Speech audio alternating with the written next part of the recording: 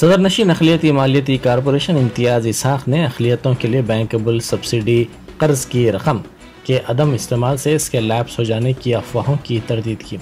उन्होंने मीडिया से बात करते हुए कहा कि तमाम अजला के कलेक्टर से ख्वाहिश की गई है कि वो इस सिलसिले में अंदरून एक हफ्ता इक़दाम करें। उन्होंने कहा कि माइनॉरिटी वेलफेयर ऑफिसर्स के साथ वो राब्ते में हैं और उनसे ख्वाहिश की जा रही है कि वो मुंतखब अफराद की लिस्ट फौरी तौर पर भिजवाएँ। उन्होंने जोर देते हुए कहा कि वसूल दरख्वास्तों को अपलोड कर दिया गया है और अंदरून एक हफ्ता सब्सिडी की इजराई अमल में लाई जाएगी।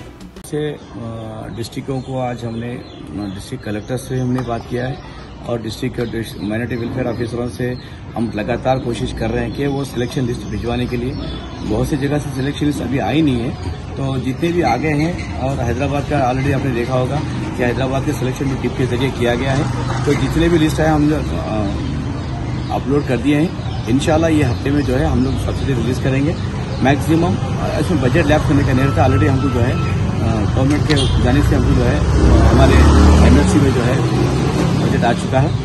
जो ये महीने में हम लोग जितने भी एप्लीकेशन से अप्रूवल होकर आएंगे हम अपलोड कर देंगे और सब्सिडी रिलीज करेंगे।